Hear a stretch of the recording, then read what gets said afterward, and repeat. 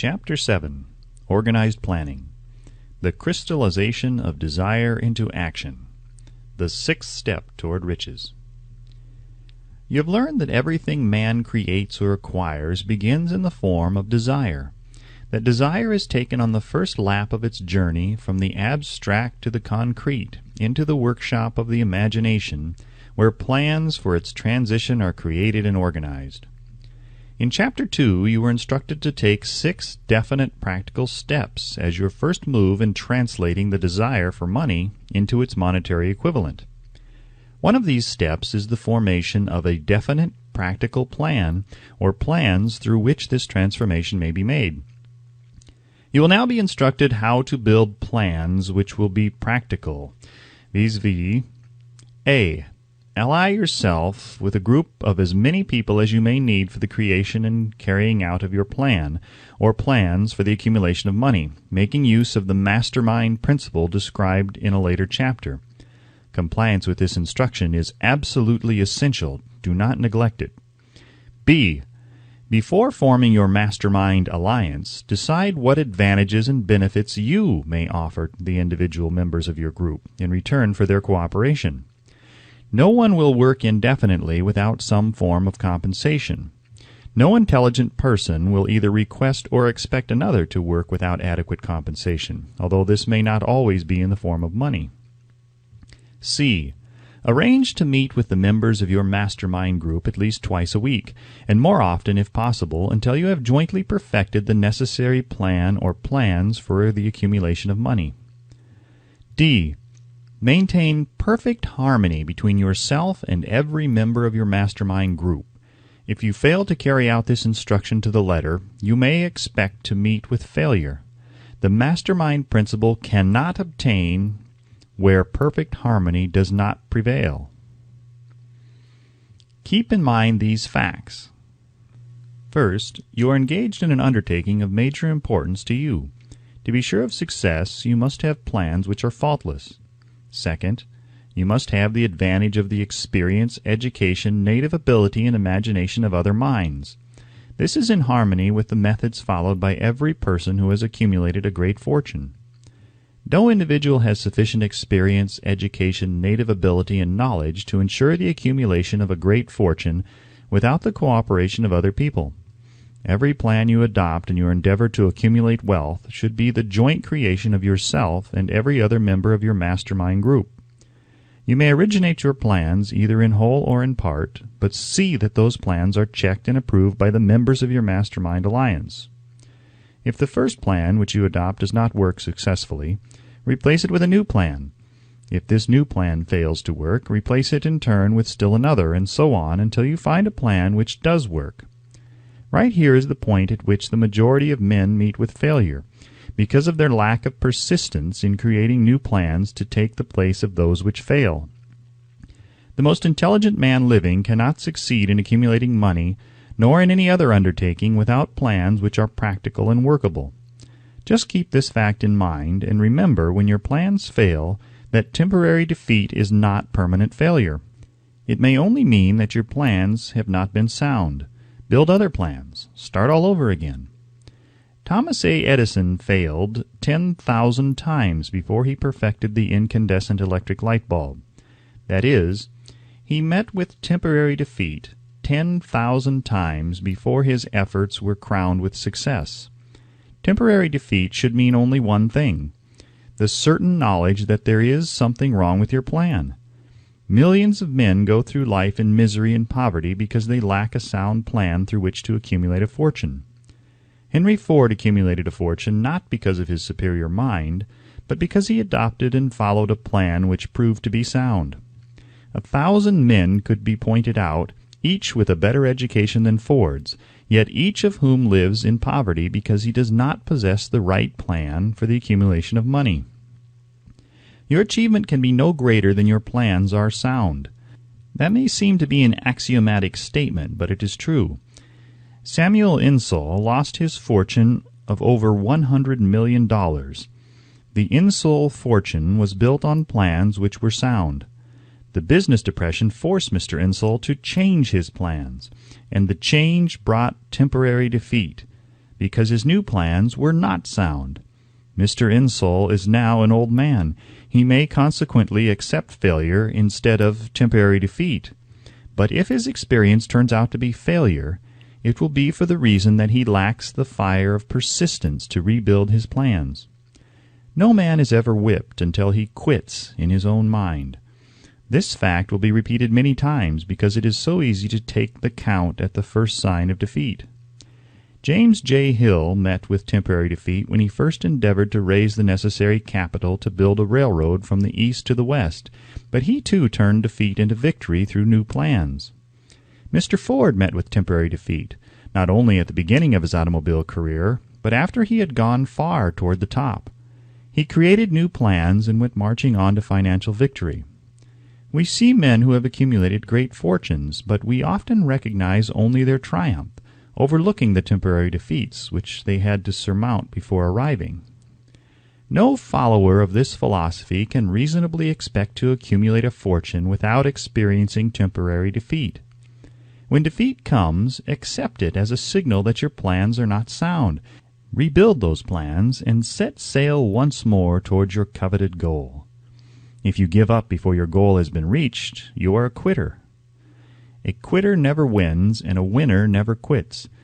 Lift this sentence out, write it on a piece of paper in letters an inch high, and place it where you will see it every night before you go to sleep, and every morning before you go to work. When you begin to select members for your mastermind group, endeavor to select those who do not take defeat seriously. Some people foolishly believe that only money can make money. This is not true. Desire, transmuted into its monetary equivalent through the principles laid down here, is the agency through which money is made. Money of itself is nothing but inert matter. It cannot move, think, or talk, but it can hear when a man who desires it calls it to come. Planning the sale of services. The remainder of this chapter has been given over to a description of ways and means of marketing personal services.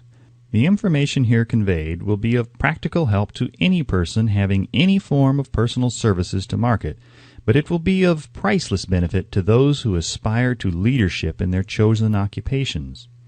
Intelligent planning is essential for success in any undertaking designed to accumulate riches. Here will be found detailed instructions to those who must begin the accumulation of riches by selling personal services.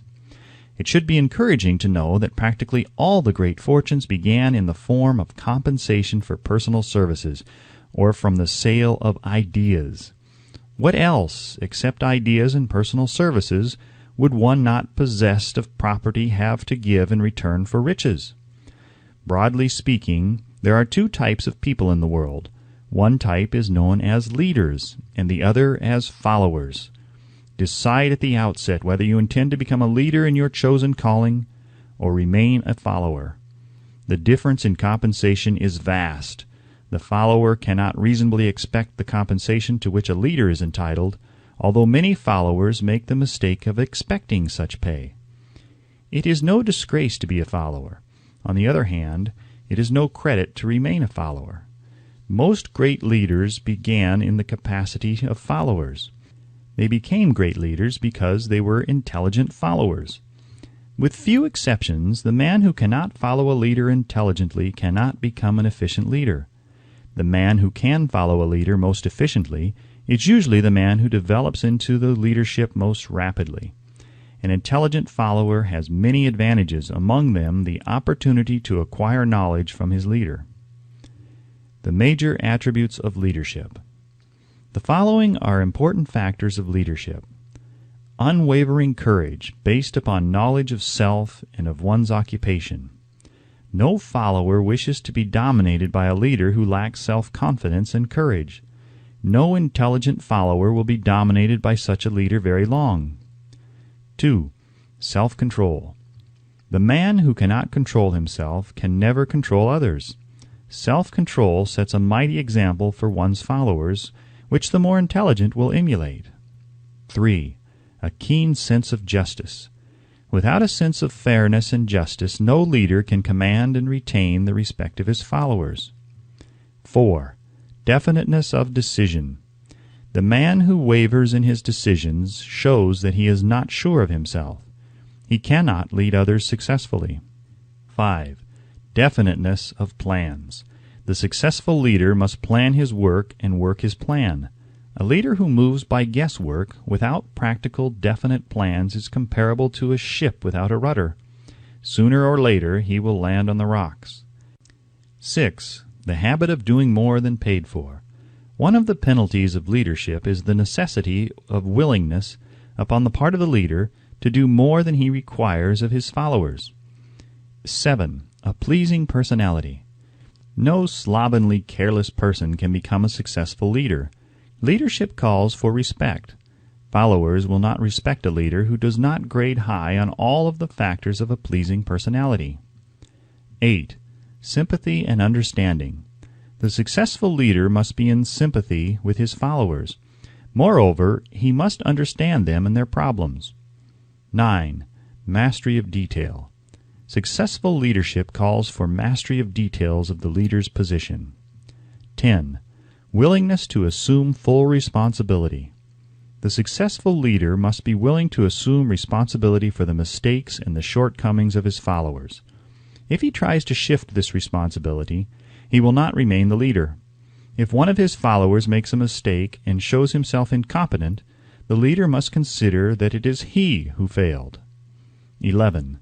Cooperation. The successful leader must understand and apply the principle of cooperative effort and be able to induce his followers to do the same. Leadership calls for power, and power calls for cooperation. There are two forms of leadership. The first, and by far the most effective, is leadership by consent of and with the sympathy of the followers. The second is leadership by force, without the consent and sympathy of the followers. History is filled with evidence that leadership by force cannot endure. The downfall and disappearance of dictators and kings is significant. It means that people will not follow forced leadership indefinitely. The world has just entered a new era of relationship between leaders and followers, which very clearly calls for new leaders and a new brand of leadership in business and industry. Those who belong to the old school of leadership by force must acquire an understanding of the new brand of leadership, cooperation, or be relegated to the rank and file of the followers. There is no other way out for them. The relationship of employer and employee, or of leader and follower in the future, will be one of mutual cooperation based upon an equitable division of the profits of business. In the future, the relationship of an employer and an employee will be more like a partnership than it has been in the past. Napoleon, Kaiser Wilhelm of Germany, the Tsar of Russia, and the King of Spain were examples of leadership by force. Their leadership passed. Without much difficulty, one might point to the prototypes of these ex-leaders among the business, financial, and labor leaders of America who have been dethroned or slated to go. Leadership by consent of the followers is the only brand which can endure. Men may follow the forced leadership temporarily, but they will not do so willingly. The new brand of leadership will embrace the 11 factors of leadership described in this chapter, as well as some other factors. The man who makes these the basis of his leadership will find abundant opportunity to lead in any walk of life. The Depression was prolonged largely because the world lacked leadership of the new brand. At the end of the Depression, the demand for leaders who are competent to apply the new methods of leadership has greatly exceeded the supply. Some of the old type of leaders will reform and adapt themselves to the new brand of leadership. But generally speaking, the world will have to look for a new timber for its leadership. This necessity may be your opportunity. The 10 major causes of failure in leadership. We come now to the major faults of leaders who fail, because it is just as essential to know what not to do as it is to know what to do. 1. Inability to organize details. Efficient leadership calls for ability to organize and to master details. No genuine leader is ever too busy to do anything which may be required of him in his capacity as leader. When a man, whether he is a leader or follower, admits that he is too busy to change his plans or to give attention to any emergency, he admits his inefficiency. The successful leader must be the master of all details connected with his position. That means, of course, that he must acquire the habit of relegating details to capable lieutenants. 2. Unwillingness to render humble service. Truly great leaders are willing, when occasion demands, to perform any sort of labor which they would ask another to perform. The greatest among ye shall be the servant of all, is a truth which all able leaders observe and respect. 3. Expectation of pay for what they know instead of what they do with that which they know. The world does not pay men for that which they know. It pays them for what they do, or induce others to do. 4.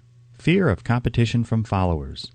The leader who fears that one of his followers may take his position is practically sure to realize that fear sooner or later. The able leader trains understudies to whom he may delegate at will any of the details of his position. Only in this way may a leader multiply himself and prepare himself to be at many places and give attention to many things at one time. It is an eternal truth that men receive more pay for their ability to get others to perform than they could possibly earn by their own efforts. An efficient leader may, through his knowledge of his job and magnetism of his personality, greatly increase the efficiency of others and induce them to render more service and better service than they could render without his aid. 5. Lack of imagination. Without imagination, the leader is incapable of meeting emergencies and of creating plans by which to guide his followers efficiently. 6. Selfishness. The leader who claims all the honor for the work of his followers is sure to be met by resentment. The really great leader claims none of the honors. He is contented to see the honors, when there are any, go to his followers, because he knows that most men will work harder for commendation and recognition than they will for money alone. 7. Intemperance. Followers do not respect an intemperate leader. Moreover, intemperance in any of its various forms destroys the endurance and the vitality of all who indulge in it. 8. Disloyalty. Perhaps this should have come at the head of the list. The leader who is not loyal to his trust and to his associates, those above him, and those below him, cannot long maintain his leadership. Disloyalty marks one as being less than the dust of the earth, and brings down on one's head the contempt he deserves. Lack of loyalty is one of the major causes of failure in every walk of life. 9. Emphasis on the authority of leadership. The efficient leader leads by encouraging and not by trying to instill fear in the hearts of his followers. The leader who tries to impress his followers with his authority comes within the category of leadership through force.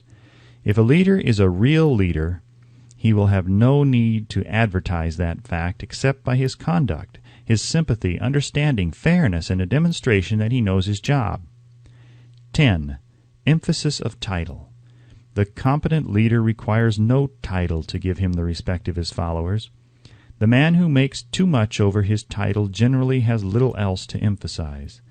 The doors to the office of the real leader are open to all who wish to enter, and his working quarters are free from formality or ostentation.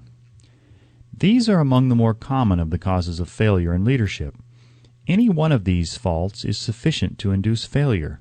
Study the list carefully if you aspire to leadership, and make sure that you are free of these faults.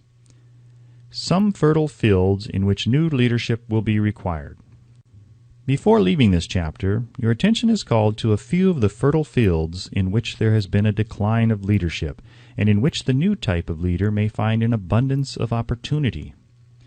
First, in the field of politics, there is a most insistent demand for new leaders, a demand which indicates nothing less than an emergency.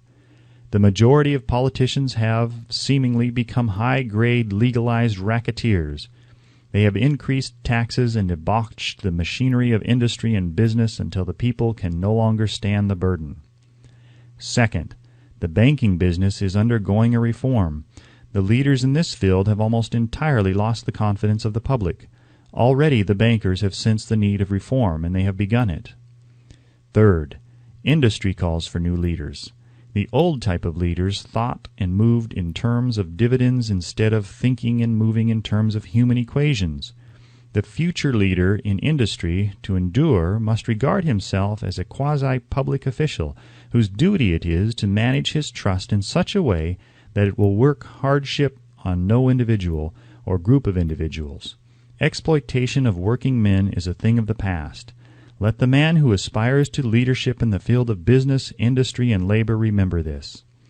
Fourth, the religious leader of the future will be forced to give more attention to the temporal needs of his followers in the solution of their economic and personal problems of the present, and less attention to the dead past and the yet unborn future. Fifth, in the professions of law, medicine, and education, a new brand of leadership, and to some extent, new leaders will become a necessity. This is especially true in the field of education. The leader in that field must, in the future, find ways and means of teaching people how to apply the knowledge they receive in school. He must deal more with practice and less with theory. Sixth, new leaders will be required in the field of journalism. Newspapers of the future, to be conducted successfully, must be divorced from special privilege and relieved from the subsidy of advertising. They must cease to be organs of propaganda for the interests which patronize their advertising columns. The type of newspaper which publishes scandal and lewd pictures will eventually go the way of all forces which debauch the human mind. These are but a few of the fields in which opportunity for new leaders and a new brand of leadership are now available.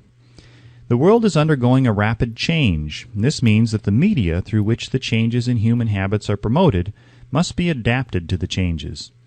The media here described are the ones which, more than any others, determine the trend of civilization. When and how to apply for a position.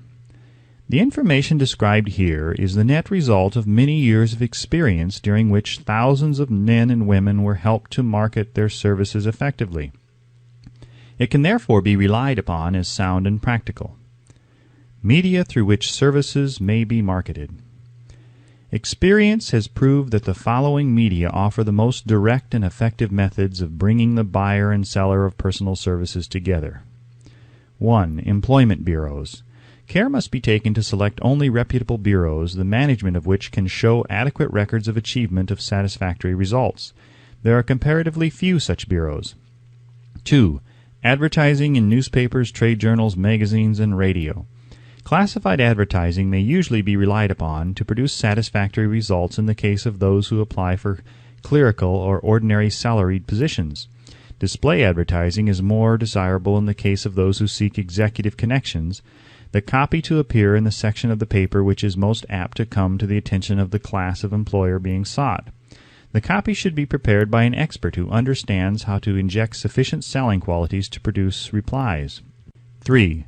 Personal letters of application, directed to particular firms or individuals most apt to need such services as are being offered. Letters should be neatly typed, always, and signed by hand. With the letter should be sent a complete brief or outline of the applicant's qualifications.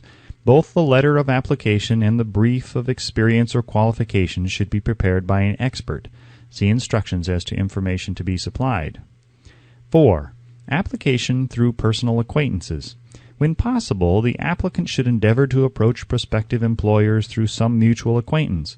This method of approach is particularly advantageous in the case of those who seek executive connections and do not wish to appear to be peddling themselves.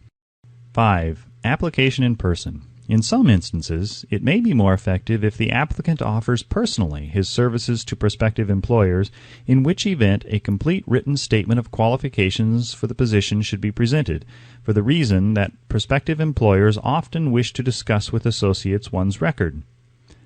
Information to be supplied in a written brief. This brief should be prepared as carefully as a lawyer would prepare the brief of a case to be tried in a court. Unless the applicant is experienced in the preparation of such briefs, an expert should be consulted and his services enlisted for this purpose.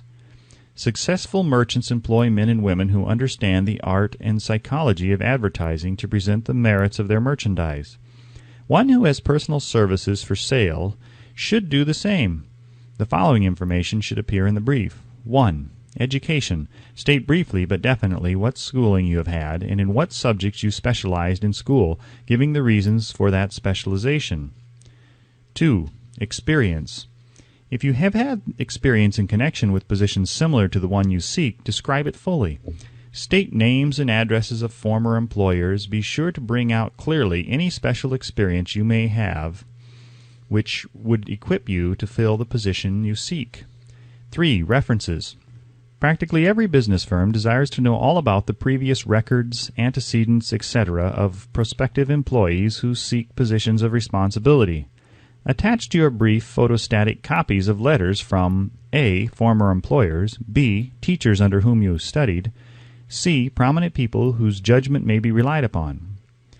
4. Photograph of self. Attach to your brief a recent unmounted photograph of yourself. 5. Apply for a specific position. Avoid application for a position without describing exactly what particular position you seek. Never apply for just a position. That indicates you lack specialized qualifications. 6. State your qualifications for the particular position for which you apply. Give full details as to the reason you believe you are qualified for the particular position you seek. This is the application. It will determine more than anything else what consideration you receive. 7. Offer to go to work on probation. In the majority of instances, if you are determined to have the position for which you apply, it will be most effective if you offer to work for a week or a month or for a sufficient length of time to enable your prospective employer to judge your value without pay. This may appear to be a radical suggestion, but experience has proved that it seldom fails to win at least a trial. If you are sure of your qualifications, a trial is all you need. Incidentally, such an offer indicates that you have confidence in your ability to fill the position you seek. It is most convincing. If your offer is accepted and you make good, more than likely you will be paid for your probation period. Make clear the fact that your offer is based upon A. Your confidence in your ability to fill the position, B. Your confidence in your prospective employer's decision to employ you after trial, and C. Your determination to have the position you seek. 8. Knowledge of your prospective employer's business. Before applying for a position, do sufficient research in connection with the business to familiarize yourself thoroughly with that business and indicate in your brief the knowledge you have acquired in this field. This will be impressive, as it will indicate that you have imagination and a real interest in the position you seek. Remember that it is not the lawyer who knows the most law, but the one who best prepares his case who wins. If your case is properly prepared and presented, your victory will have been more than half won at the outset. Do not be afraid of making your brief too long. Employers are just as much interested in purchasing the services of well-qualified applicants as you are in securing employment. In fact, the success of most successful employees is due, in the main, to their ability to select well-qualified lieutenants. They want all the information available. Remember another thing. Neatness in the preparation of your brief will indicate that you are a painstaking person. I have helped to prepare briefs for clients which were so striking and out of the ordinary that they resulted in the employment of the applicant without a personal interview. When your brief has been completed, have it neatly bound by an experienced binder and lettered by an artist or printer similar to the following. Brief of the qualifications of Robert K. Smith, applying for the position of Private Secretary of the President of the Bank Company, Incorporated. Change names each time brief is shown. This personal touch is sure to command attention. Have your brief neatly typed or mimeographed on the finest paper you can obtain and bound with a heavy paper of the book cover variety, the binder to be changed and the proper firm name to be inserted if it is to be shown to more than one company. Your photograph should be pasted on one of the pages of your brief. Follow these instructions to the letter, improving upon them wherever your imagination suggests. Successful salesmen groom themselves with care. They understand that first impressions are lasting. Your brief is your salesman. Give it a good suit of clothes so it will stand out in bold contrast to anything your prospective employer ever saw in the way of an application for a position. If the position you seek is worth having, it is worth going after with care. Moreover, if you sell yourself to an employer in a manner that impresses him with your individuality, You probably will receive more money for your services from the very start than you would if you applied for employment in the usual conventional way. If you seek employment through an advertising agency or an employment agency, have the agent use copies of your brief in marketing your services. This will help to gain preference for you, both with the agent and the prospective employers. How to get the exact position you desire. Everyone enjoys doing the kind of work for which he is best suited. An artist loves to work with paints, a craftsman with his hands, a writer loves to write. Those with less definite talents have their preferences for certain fields of business and industry. If America does anything well, it offers a full range of occupations, tilling the soil, manufacturing, marketing, and the professions. First, decide exactly what kind of job you want. If the job doesn't already exist, perhaps you can create it. Second, choose the company or individual for whom you wish to work. Third, study your prospective employer as to policies, personnel, and chances of advancement. Fourth, by analysis of yourself, your talents and capabilities, figure what you can offer, and plan ways and means of giving advantages, services, developments, ideas that you believe you can successfully deliver. Fifth, forget about a job. Forget whether or not there is an opening. Forget the usual routine of, have you got a job for me? Concentrate on what you can give. Sixth, once you have your plan in mind, arrange with an experienced writer to put it on paper in neat form and in full detail. Seventh, present it to the proper person with authority, and he will do the rest. Every company is looking for men who can give something of value, whether it be ideas, services, or connections. Every company has room for the man who has a definite plan of action which is to the advantage of that company. This line of procedure may take a few days or weeks of extra time, but the difference in income, in advancement, and in gaining recognition will save years of hard work at small pay. It has many advantages, the main one being that it will often save from 1 to 5 years of time in reaching a chosen goal. Every person who starts or gets in halfway up the ladder does so by deliberate and careful planning, except, of course, the boss's son. The new way of marketing services. Jobs are now partnerships. Men and women who market their services to best advantage in the future must recognize the stupendous change which has taken place in connection with the relationship between employer and employee.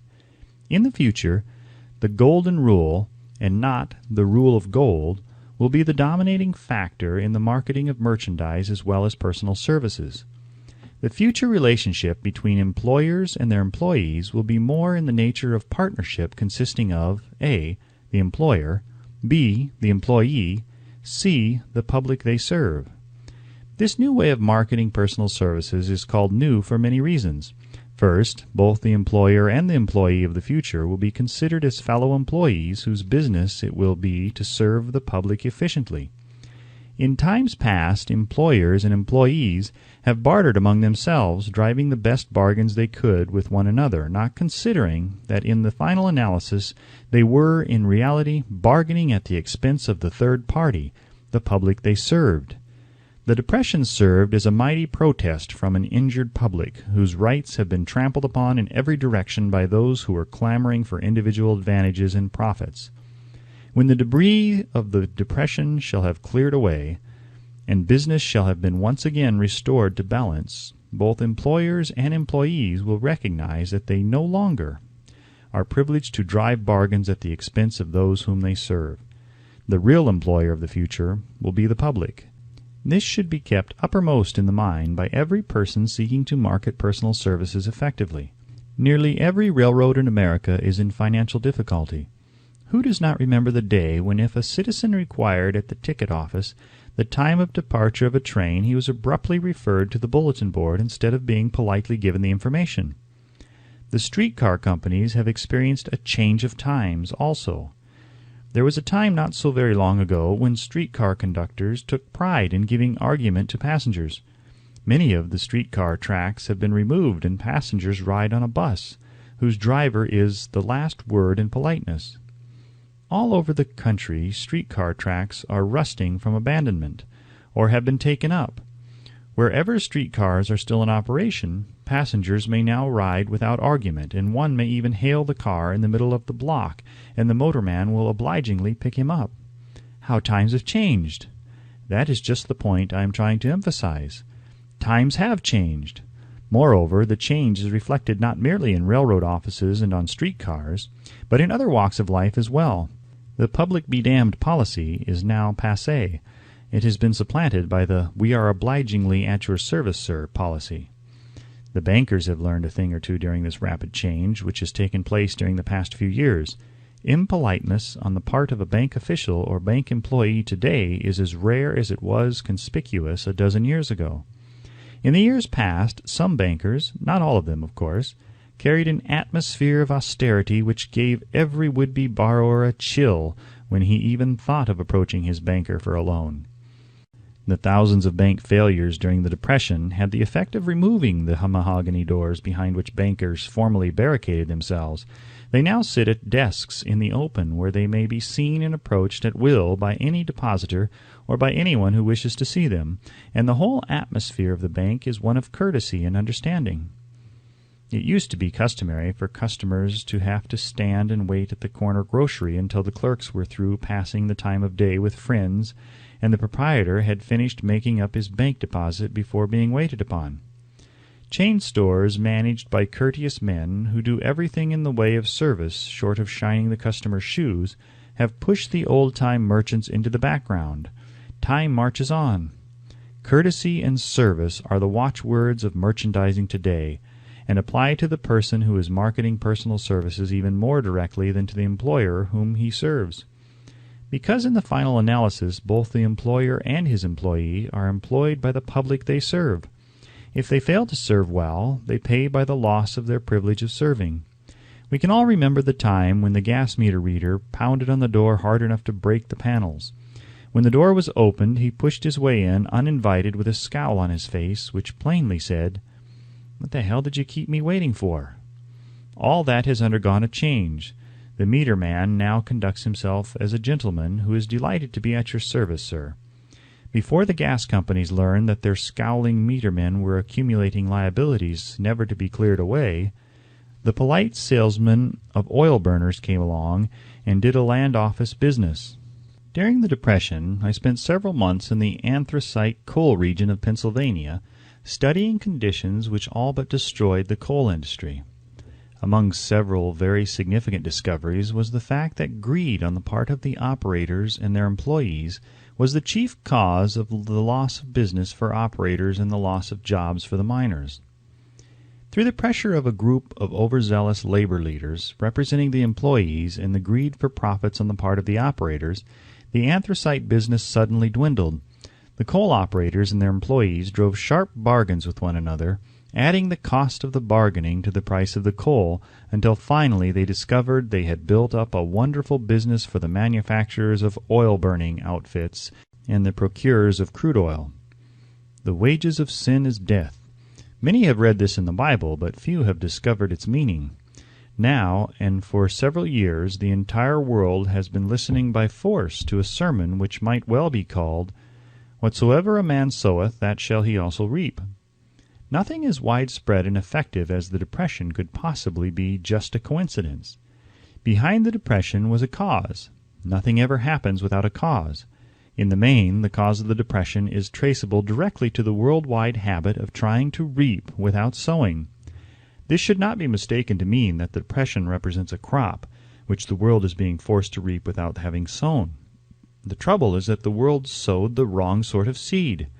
Any farmer knows he cannot sow the seed of thistles and reap a harvest of grain. Beginning at the outbreak of the World War, the people of the world began to sow the seed of service inadequate in both quality and quantity. Nearly everyone was engaging in the pastime of trying to get without giving. These illustrations are brought to the attention of those who have personal services to market to show that we are where we are and what we are because of our own conduct. If there is a principle of cause and effect which controls business, finance, and transportation, this same principle controls individuals and determines their economic status. What is your QQS rating? The causes of success in marketing services effectively and permanently have been clearly described. Unless those causes are studied, analyzed, understood, and applied, No man can market his services effectively and permanently. Every person must be his own salesman of personal services. The quality and the quantity of service rendered, and the spirit in which it is rendered, determine to a large extent the price and the duration of employment. To market personal services effectively, which means a permanent market at a satisfactory price under pleasant conditions, one must adopt and follow the QQS formula, which means quality plus quantity plus the proper spirit of cooperation equals perfect salesmanship of service. Remember the QQS formula, but do more. Apply it as a habit. Let us analyze the formula to make sure we understand exactly what it means. 1. Quality of service shall be construed to mean the performance of every detail in connection with your position in the most efficient manner possible, with the object of greater efficiency always in mind. 2. Quantity of service shall be understood to mean the habit of rendering all the service of which you are capable at all times, with the purpose of increasing the amount of service rendered as greater skill is developed through practice and experience. Emphasis is again placed on the word habit. 3. Spirit of service shall be construed to mean the habit of agreeable, harmonious conduct which will induce cooperation from associates and fellow employees. Adequacy of quality and quantity of service is not sufficient to maintain a permanent market for your services. The conduct or the spirit in which you deliver service is a strong determining factor in connection with both the price you receive and the duration of employment. Andrew Carnegie stressed this point more than others in connection with his description of the factors which lead to success in the marketing of personal services. He emphasized again and again the necessity for harmonious conduct. He stressed the fact that he would not retain any man, no matter how great a quantity or how efficient the quality of his work, unless he worked in a spirit of harmony. Mr. Carnegie insisted upon men being agreeable. To prove that he placed a high value upon this quality, he permitted many men who conformed to his standards to become very wealthy. Those who did not conform had to make room for others. The importance of a pleasing personality has been stressed because it is a factor which enables one to render service in the proper spirit. If one has a personality which pleases and renders service in a spirit of harmony, these assets often make up for deficiencies in both the quality and the quantity of service one renders. Nothing, however, can be successfully substituted for pleasing conduct. The capital value of your services. The person whose income is derived entirely from the sale of personal services is no less a merchant than the man who sells commodities, and it might well be added such a person is subject to exactly the same rules of conduct as the merchant who sells merchandise. This has been emphasized because the majority of people who live by the sale of personal services make the mistake of considering themselves free from the rules of conduct and the responsibilities attached to those who are engaged in marketing commodities. The new way of marketing services has practically forced both employer and employee into partnership alliances through which both take into consideration the rights of the third party, the public they serve. The day of the go-getter has passed. He has been supplanted by the go-giver. High-pressure methods in business finally blew the lid off.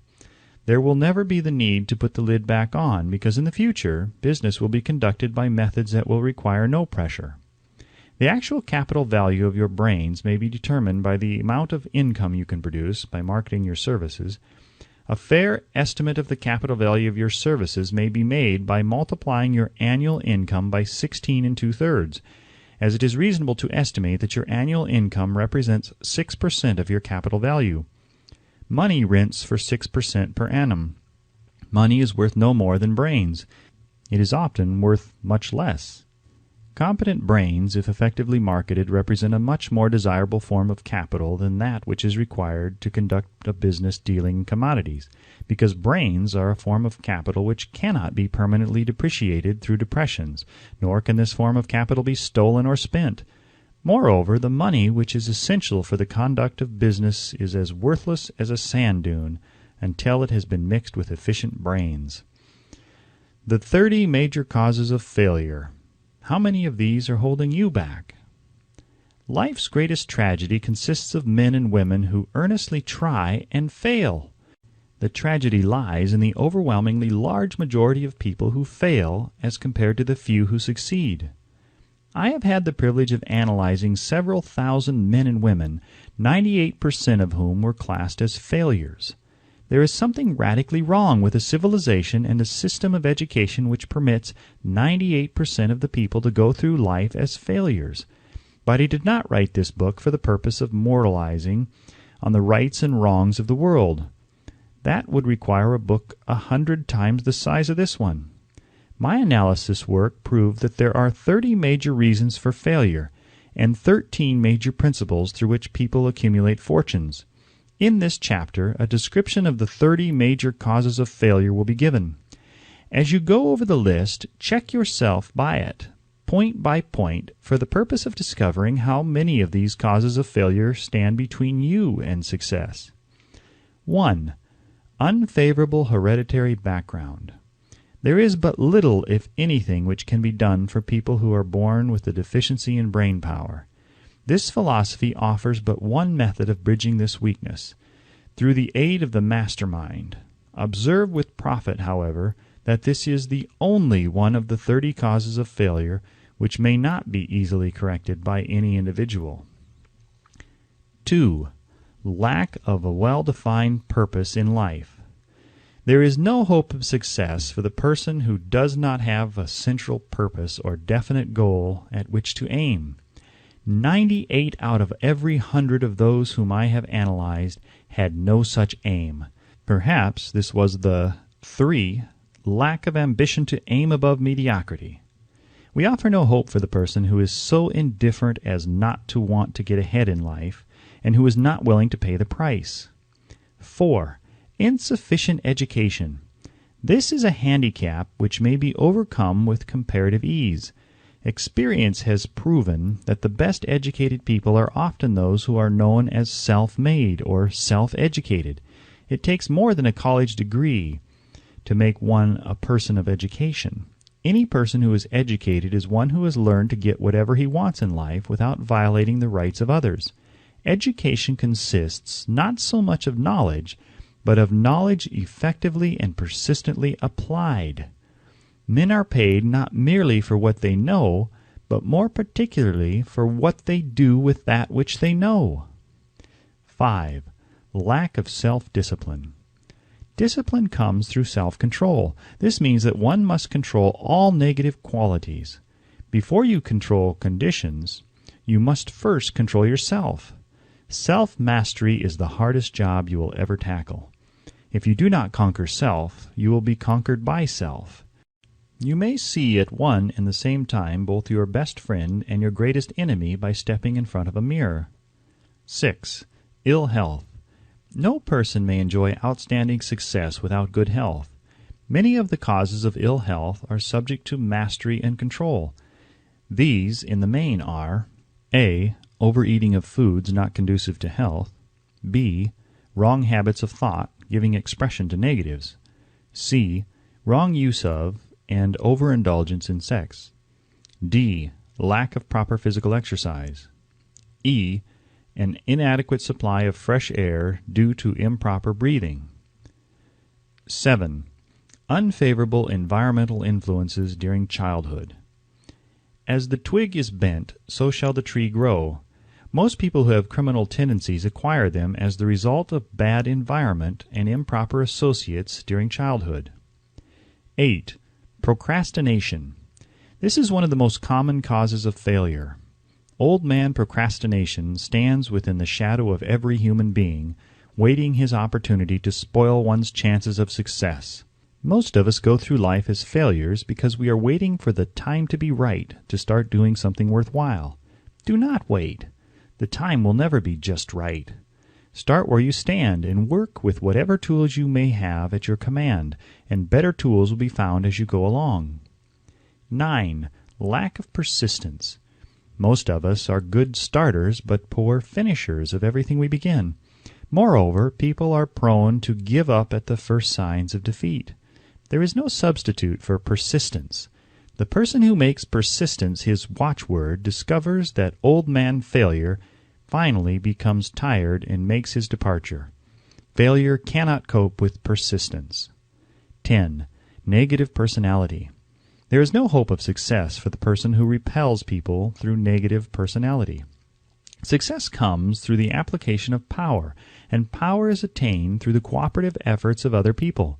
A negative personality will not induce cooperation. 11. Lack of controlled sexual urge. Sex energy is the most powerful of all the stimuli which move people into action. Because it is the most powerful of the emotions, it must be controlled through transmutation and converted into other channels. 12. Uncontrolled desire for something for nothing. The gambling instinct drives millions of people to failure. Evidence of this may be found in a study of the Wall Street crash of '29, during which millions of people tried to make money by gambling on stock margins. 13. Lack of a well-defined power of decision. Men who succeed reach decisions promptly and change them, if at all, very slowly. Men who fail reach decisions, if at all, very slowly and change them frequently and quickly. Indecision and procrastination are twin brothers. Where one is found, the other may usually be found also. Kill off this pair before they completely hog-tie you to the treadmill of failure. 14. One or more of the 6 basic fears. These fears have been analyzed for you in a later chapter. They must be mastered before you can market your services effectively. 15. Wrong selection of a mate in marriage. This is a most common cause of failure. The relationship of marriage brings people intimately into contact. Unless this relationship is harmonious, failure is likely to follow. Moreover, it will be a form of failure that is marked by misery and unhappiness, destroying all signs of ambition. 16. Overcaution. The person who takes no chances generally has to take whatever is left when others are through choosing. Overcaution is as bad as undercaution. Both are extremes to be guarded against. Life itself is filled with the element of chance. 17. Wrong selection of associates in business. This is one of the most common causes of failure in business. In marketing personal services, one should use great care to select an employer who will be an inspiration and who is himself intelligent and successful. We emulate those with whom we associate most closely. Pick an employer who is worth emulating. 18. Superstition and prejudice. Superstition is a form of fear. It is also a sign of ignorance. Men who succeed keep open minds and are afraid of nothing. 19. Wrong selection of a vocation. No man can succeed in a line of endeavor which he does not like. The most essential step in the marketing of personal services is that of selecting an occupation into which you can throw yourself wholeheartedly. 20. Lack of concentration of effort. The jack of all trades seldom is good at any. Concentrate all your efforts on one definite chief aim. 21. The habit of indiscriminate spending. The spendthrift cannot succeed, mainly because he stands eternally in fear of poverty. Form the habit of systematic saving by putting aside a definite percentage of your income. Money in the bank gives one a very safe foundation of courage when bargaining for the sale of personal services. Without money, one must take what one is offered and be glad to get it. 22. Lack of enthusiasm. Without enthusiasm, one cannot be convincing. Moreover, enthusiasm is contagious, and the person who has it under control is generally welcome in any group of people. 23. Intolerance. The person with a closed mind on any subject seldom gets ahead. Intolerance means that one has stopped acquiring knowledge. The most damaging forms of intolerance are those connected with religion, racial, and political differences of opinion. 24. Intemperance. The most damaging forms of intemperance are connected with eating, strong drink, and sexual activities. Overindulgence in any of these is fatal to success. 25. Inability to cooperate with others. More people lose their positions and their big opportunities in life because of this fault than for all other reasons combined. It is a fault which no well-informed businessman or leader will tolerate. 26. Possession of power that was not acquired through self-effort. sons and daughters of wealthy men and others who inherit money which they did not earn. Power in the hands of one who did not acquire it gradually is often fatal to success. Quick riches are more dangerous than poverty. 27. Intentional dishonesty. There is no substitute for honesty. One may be temporarily dishonest by force of circumstances over which one has no control, without permanent damage. But there is no hope for the person who is dishonest by choice. Sooner or later his deeds will catch up with him, and he will pay by loss of reputation and perhaps even loss of liberty. 28. Egotism and vanity. These qualities serve as red lights which warn others to keep away. They are fatal to success. 29. Guessing instead of thinking. Most people are too indifferent or lazy to acquire facts with which to think accurately. They prefer to act on opinions created by guesswork or snap judgments. 30. Lack of capital. This is a common cause of failure among those who start out in business for the first time without sufficient reserve of capital to absorb the shock of their mistakes and to carry them over until they have established a reputation. 31. Under this name, any particular cause of failure from which you have suffered has not been included in the foregoing list. In these 30 major causes of failure is found a description of the tragedy of life which obtains for practically every person who tries and fails. It will be helpful if you can induce someone who knows you well to go over this list with you, and help to analyze you by the 30 causes of failure. It may be beneficial if you try this alone. Most people cannot see themselves as others see them. You may be one who cannot. The oldest of admonitions is, "Man, know thyself." If you market merchandise successfully, you must know the merchandise. The same is true in marketing personal services. You should know all of your weaknesses in order that you may either bridge them or eliminate them entirely. You should know your strength in order that you may call attention to it when selling your services. You can know yourself only through accurate analysis. The folly of ignorance in connection with self was displayed by a young man who applied to the manager of a well-known business for a position. He made a very good impression until the manager asked him what salary he expected. He replied that he had no fixed sum in mind, lack of a definite aim. The manager then said, "We will pay you all you are worth, after we try you out for a week." "I will not accept it," the applicant replied, "because I am getting more than that where I am now employed." Before you even start to negotiate for a readjustment of your salary in your present position, or to seek employment elsewhere, be sure that you are worth more than you now receive. It is one thing to want money, everyone wants more, but it is something entirely different to be worth more. Many people mistake their wants for their just dues. Your financial requirements or wants have nothing whatever to do with your worth. Your value is established entirely by your ability to render useful service or your capacity to induce others to render such service. Take inventory of yourself. 28 questions you should answer. Annual self-analysis is as essential in the effective marketing of personal services as is annual inventory in merchandising. Moreover, the yearly analysis should disclose a decrease in faults and an increase in virtues. One goes ahead, stands still, or goes backward in life. One's object should be, of course, to go ahead. Annual self-analysis will disclose whether advancement has been made, and if so, how much. It will also disclose any backward steps one may have made. The effective marketing of personal services requires one to move forward, even if the progress is slow.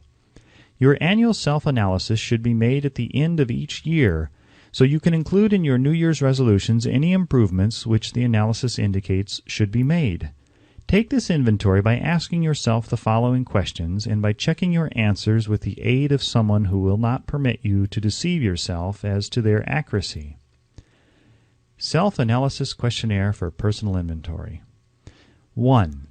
Have I attained the goal which I established as my objective for this year? You should work with a definite yearly objective to be attained as a part of your major life objective. 2.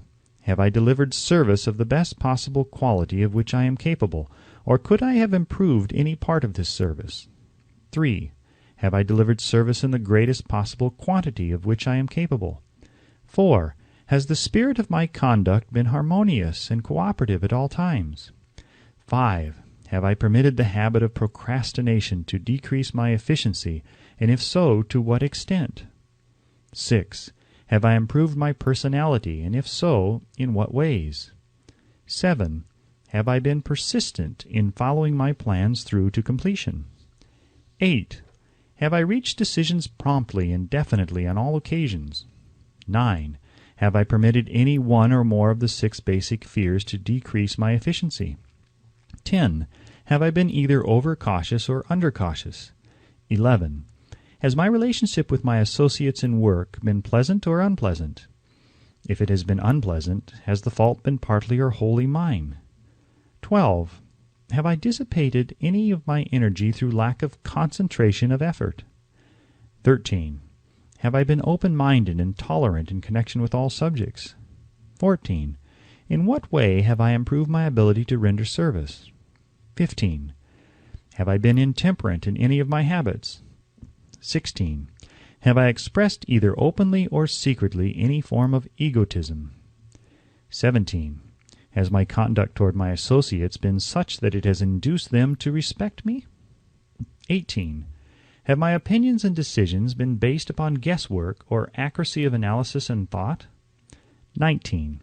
Have I followed the habit of budgeting my time, my expenses, and my income, and have I been conservative in these budgets? 20. How much time have I devoted to unprofitable effort which I might have used to better advantage? 21. How may I rebudget my time and change my habits so I will be more efficient during the coming year? 22. Have I been guilty of any conduct which was not approved by my conscience? 23. In what ways have I rendered more service and better service than I was paid to render? 24. Have I been unfair to anyone, and if so, in what way? 25. If I had been the purchaser of my own services for the year, would I be satisfied with my purchase? 26. Am I in the right vocation, and if not, why not? 27. Has the purchaser of my services been satisfied with the service I have rendered, and if not, why not? 28.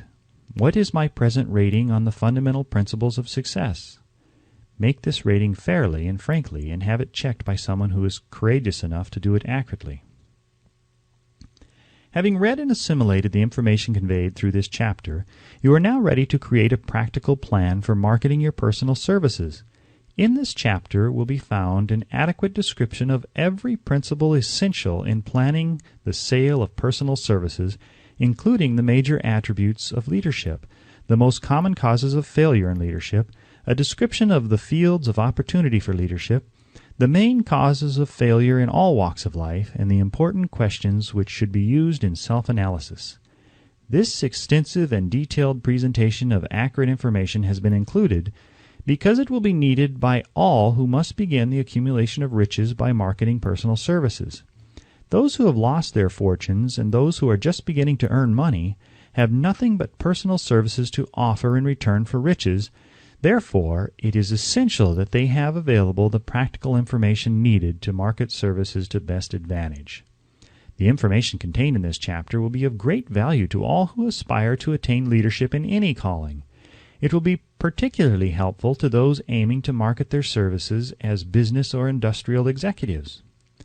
Complete assimilation and understanding of the information here conveyed will be helpful in marketing one's own services, and it will also help one to become more analytical and capable of judging people.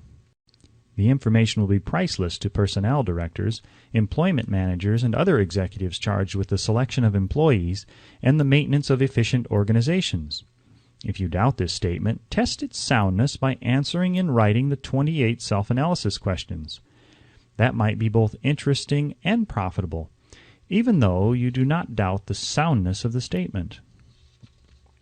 Where and how one may find opportunities to accumulate riches. Now that we have analyzed the principles by which riches may be accumulated, we naturally ask, where may one find favorable opportunities to apply these principles? Very well, let us take inventory and see what the United States of America offer the person seeking riches, great or small. To To begin with, let us remember, all of us, that we live in a country where every law-abiding citizen enjoys freedom of thought and freedom of deed unequaled anywhere in the world. Most of us have never taken inventory of the advantages of this freedom. We have never compared our unlimited freedom with the curtailed freedom in other countries.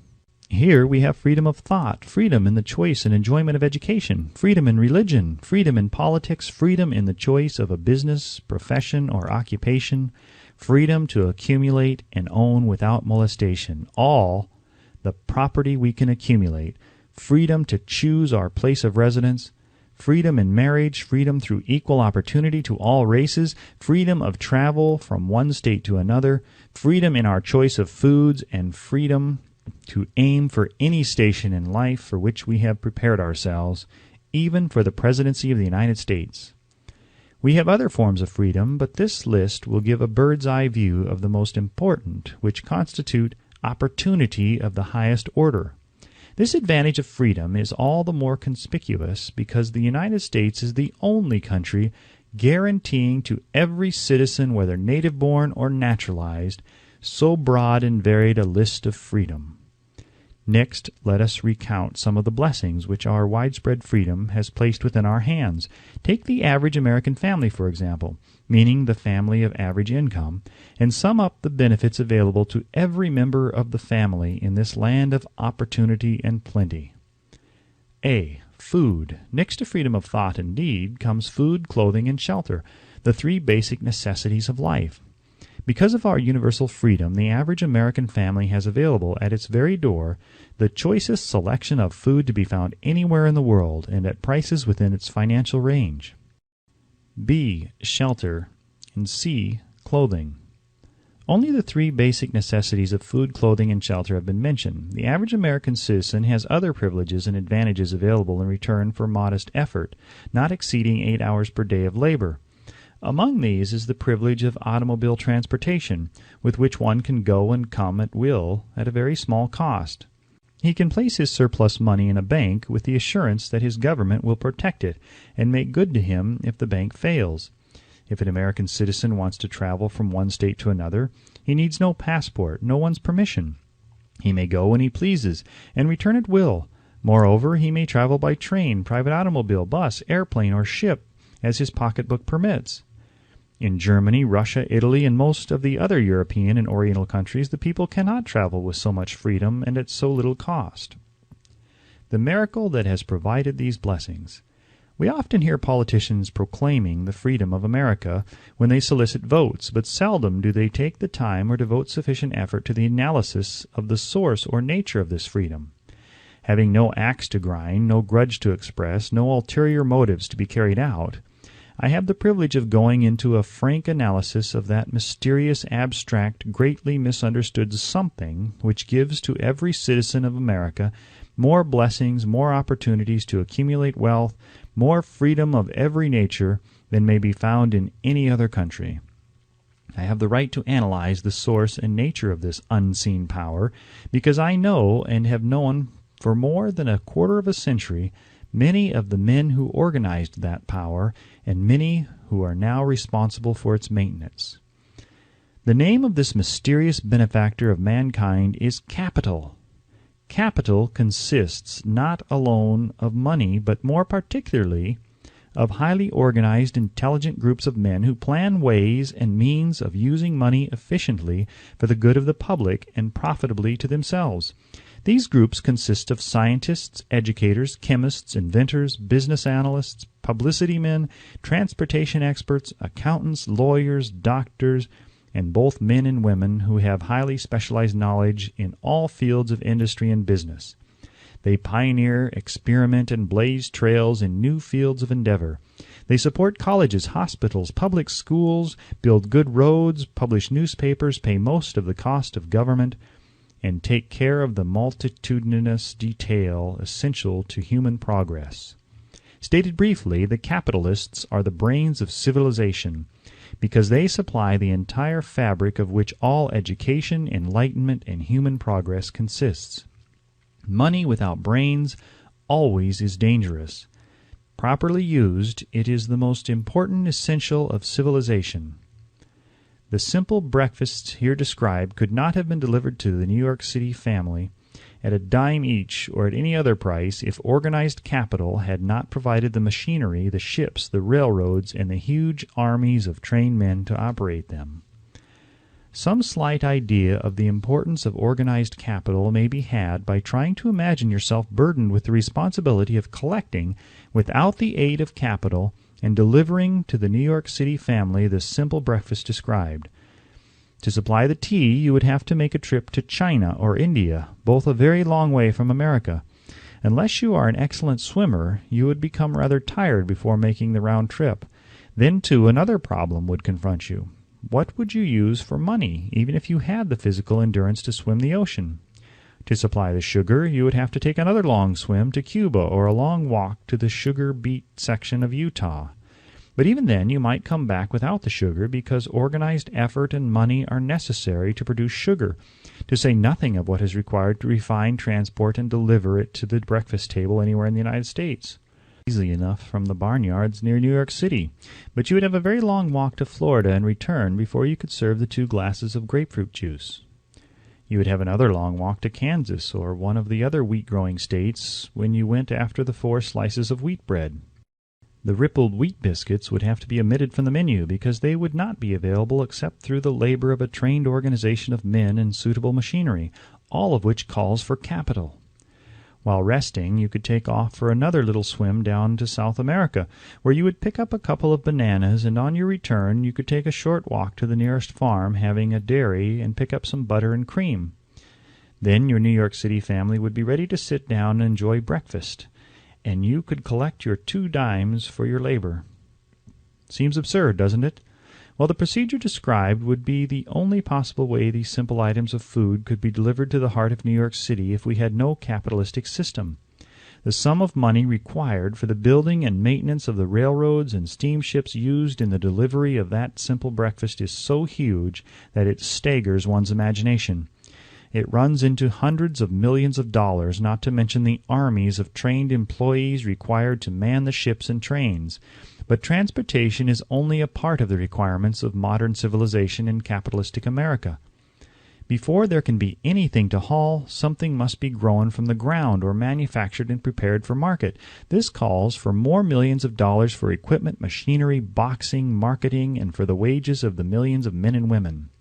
Steamships and railroads do not spring up from the earth and function automatically. They come in response to the call of civilization, through the labor and ingenuity and organizing ability of men who have the imagination, faith, enthusiasm, decision, persistence. These men are known as capitalists. They are motivated by the desire to build, construct, achieve, render useful service, earn profits, and accumulate riches. And because they render service without which there would be no civilization, they put themselves in the way of great riches. Just to keep the record simple and understandable, I will add that these capitalists are the same men of whom most of us have heard soapbox orators speak. They are the same men to whom radicals, racketeers, dishonest politicians, and grafting labor leaders refer as the predatory interests, or Wall Street. I am not attempting to present a brief for or against any group of men or any system of economics. I am not attempting to condemn collective bargaining when I refer to grafting labor leaders. Nor do I aim to give a clean bill of health to all individuals known as capitalists. The purpose of this book, a purpose to which I have faithfully devoted over a quarter of a century, is to present to all who want the knowledge the most dependable philosophy through which individuals may accumulate riches in whatever amounts they desire.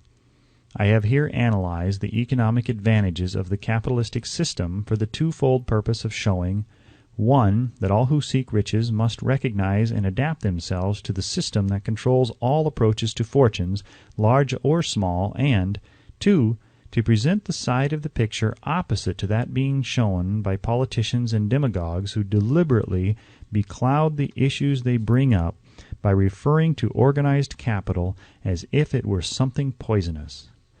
This is a capitalistic country. It was developed through the use of capital, and we who claim the right to partake of the blessings of freedom and opportunity, we who seek to accumulate riches here, may as well know that neither riches nor opportunity would be available to us if organized capital had not provided these benefits. For more than 20 years it has been a somewhat popular and growing pastime for radicals, self-seeking politicians, racketeers, crooked labor leaders, and on occasion religious leaders to take potshots at Wall Street, the money changers, and big business.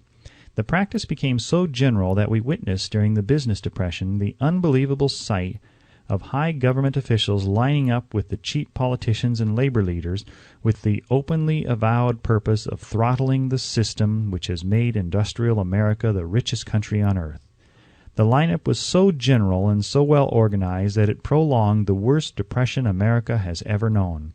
It cost millions of men their jobs because those jobs were inseparably a part of the industrial and capitalistic system which form the very backbone of the nation. During this unusual alliance of government officials and self-seeking individuals who were endeavoring to profit by declaring open season on the American system of industry, a certain type of labor leader joined forces with the politicians and offered to deliver voters in return for legislation designed to permit men to take riches away from industry by organized force of numbers instead of the better method of giving a fair day's work for a fair day's pay. Millions of men and women throughout the nation are still engaged in this popular pastime of trying to get without giving. Some of them are lined up with labor unions where they demand shorter hours and more pay. Others do not take the trouble to work at all. They demand government relief and are getting it. Their idea of their rights of freedom was demonstrated in New York City, where violent complaint was registered with the postmaster by a group of relief beneficiaries because the postmen awakened them at 7:30 a.m. to deliver government relief checks. They demanded that the time of delivery be set up to 10 o'clock. If you are one of those who believe that riches can be accumulated by the mere act of men who organize themselves into groups and demand more pay for less service, if you are one of those who demand government relief without early morning disturbance when money is delivered to you, if you are one of those who believe in trading their votes to politicians in return for the passing of laws which permit the raiding of the public treasury, you may rest securely on your belief with certain knowledge that no one will disturb you, because this is a free country where every man may think as he pleases, where nearly everybody can live with but little effort, where many men live well without doing any work whatsoever. However, you should know the full truth concerning this freedom of which so many people boast and so few understand.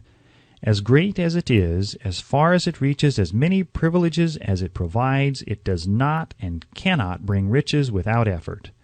There is but one dependable method of accumulating and legally holding riches, and that is by rendering useful service. No system has ever been created by which men can legally acquire riches through mere force of numbers, or without giving in return an equivalent value of one form or another.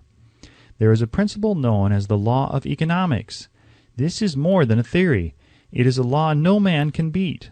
Mark well the name of the principle and remember it, because it is far more powerful than all the politicians and political machines. It is above and beyond the control of all the labor unions.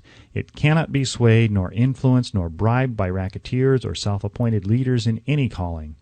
Moreover, it has an all-seeing eye and a perfect system of bookkeeping, in which it keeps an accurate account of the transactions of every human being engaged in the business of trying to get without giving. Sooner or later its auditors come around, looking over the records of individuals both great and small, and demand an accounting. Wall Street, big business, capital, predatory interests, or whatever name you choose to give the system which has given us American freedom, represents a group of men who understand, respect, and adapt themselves to this powerful law of economics. Their financial continuation depends upon their respecting the law. Most people living in America like this country, its capitalistic system and all.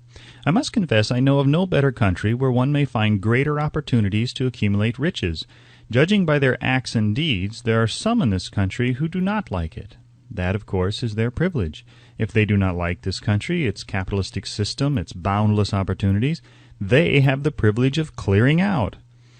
Always there are other countries, such as Germany, Russia, In Italy, where one may try one's hand at enjoying freedom and accumulating riches, providing one is not too particular, America provides all the freedom and all the opportunity to accumulate riches that any honest person may require.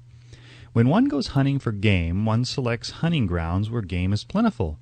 When seeking riches, the same rule would naturally obtain.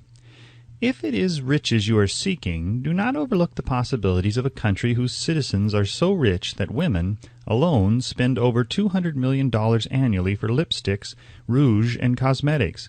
Think twice, you who are seeking riches, before trying to destroy the capitalistic system of a country whose citizens spend over $50 million a year for greeting cards, with which to express their appreciation of their freedom.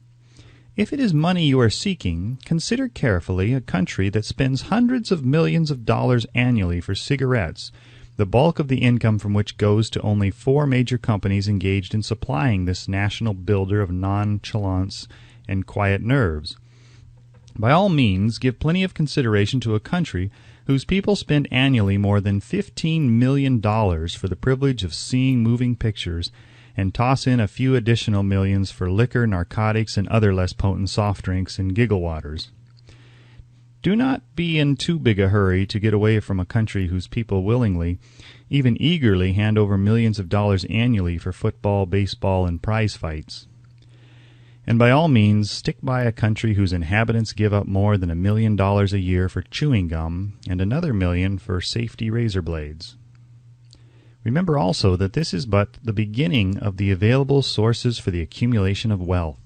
Only a few of the luxuries and non-essentials have been mentioned, but remember that the business of producing, transporting, and marketing these few items of merchandise gives regular employment to many millions of men and women who receive for their services many millions of dollars monthly and spend it freely for both the luxuries and the necessities. Especially remember that back of all this exchange of merchandise and personal services may be found an abundance of opportunity to accumulate riches. Here our American freedom comes to one's aid. There is nothing to stop you or anyone from engaging in any portion of the effort necessary to carry on these businesses. If one has superior talent, training, and experience, one may accumulate riches in large amounts. Those not so fortunate may accumulate smaller amounts. Anyone may earn a living in return for a very nominal amount of labor. So there you are. Opportunity has spread its wares before you.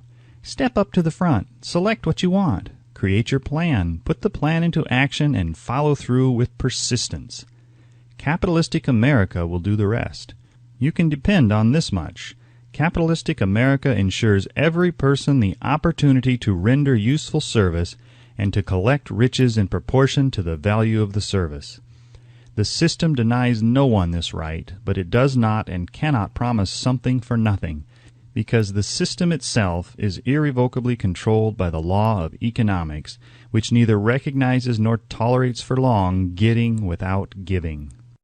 The law of economics was passed by nature. There is no Supreme Court to which visitors of this law may appeal. The law hands out both penalties for its violation and appropriate rewards for its observance, without interference or the possibility of interference by any human being. The law cannot be repealed. It is as fixed as the stars in the heavens and subject to and part of the same system that controls the stars. May one refuse to adapt oneself to the law of economics? Certainly. This is a free country where all men are born with equal rights, including the privilege of ignoring the law of economics. What happens then? Well, nothing happens until large numbers of men join forces for the avowed purpose of ignoring the law and taking what they want by force. Then comes the dictator with well-organized firing squads and machine guns. We have not yet reached that stage in America, but we have heard all we want to know about how the system works. Perhaps we shall be fortunate enough not to demand personal knowledge of so gruesome a reality. Doubtless we shall prefer to continue with our freedom of speech, freedom of deed, and freedom to render useful service in return for riches. The practice by government officials of extending to men and women the privilege of raiding the public treasury in return for votes sometimes results in election. But as night follows day, the final payoff comes, when every penny wrongfully used must be repaid with compound interest on compound interest. If those who make the grab are not forced to repay, the burden falls on their children and their children's children. Even unto the third and fourth generations, there is no way to avoid the debt. Men can, and sometimes do, form themselves into groups for the purpose of crowding wages up and working hours down. There is a point beyond which they cannot go. It is the point at which the law of economics steps in, and the sheriff gets both the employer and the employees. For 6 years, from 1929 to 1935, the people of America, both rich and poor, barely missed seeing the old man economics hand over to the sheriff all the businesses and industries and banks. It was not a pretty sight. It did not increase our respect for mob psychology, through which men cast reason to the winds and start trying to get without giving. We who went through those 6 discouraging years, when fear was in the saddle and faith was on the ground, cannot forget how ruthlessly the law of economics exacted its toll from both rich and poor, weak and strong, old and young. We shall not wish to go through another such experience.